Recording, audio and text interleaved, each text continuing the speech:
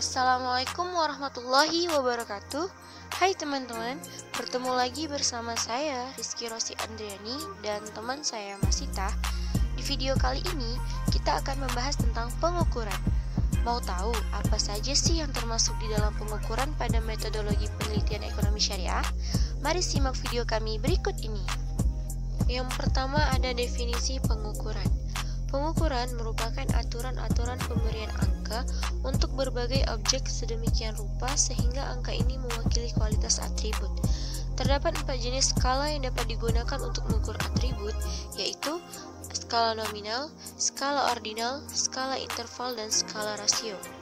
Menurut Cagliostro pada tahun 1991, pengukuran adalah proses pengumpulan data melalui suatu pengamatan empiris. Pengertian yang lebih luas mengenai pengukuran dikemukakan oleh Wiersma dan Jurs pada tahun 1990 bahwa pengukuran adalah penilaian secara angka terhadap fakta-fakta dari objek yang diteliti menurut kriteria atau ukuran tertentu. Pengukuran dapat diartikan juga sebagai proses menghubungkan fakta-fakta suatu objek dengan satuan-satuan ukuran tertentu.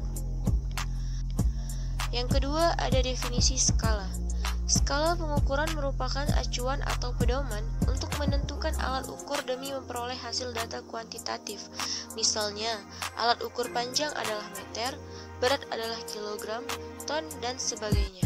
Dengan menentukan skala pengukuran, maka nilai variabel yang diukur dengan instrumen tertentu berupa angka sehingga akan lebih akurat, efisien, dan komunikatif.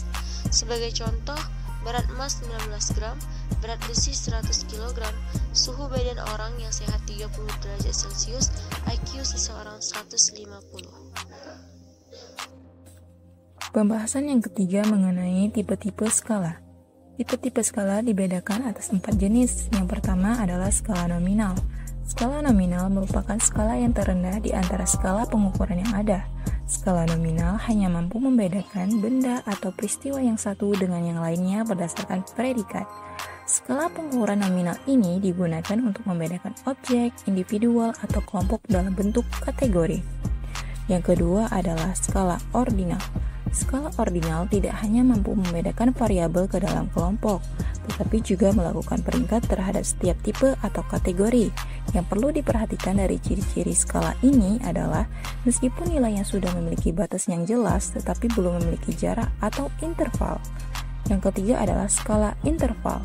Skala interval mempunyai ciri-ciri seperti yang dimiliki oleh skala nominal dan ordinal, dengan ditambah satu ciri lain yaitu berupa adanya selisih atau jarak yang tetap ataupun tidak berubah. Dengan demikian, skala interval sudah memiliki nilai intrinsik, sudah memiliki selisih, tapi jarak tersebut belum merupakan kelipatan. Yang keempat atau yang terakhir adalah skala rasio. Skala rasio yaitu memberikan keterangan tentang nilai mutlak dari objek yang dianalisis. Skala rasio merupakan skala pengukuran yang dapat dilihat pada hasil pengukuran yang bisa dibedakan, diurutkan, mempunyai selisih tertentu, dan bisa dibandingkan. Skala rasio menggunakan titik baku absolut ataupun yang dinamakan dengan titik nol mutlak. Pembahasan yang keempat atau yang terakhir ialah mengenai metode pengskalaan.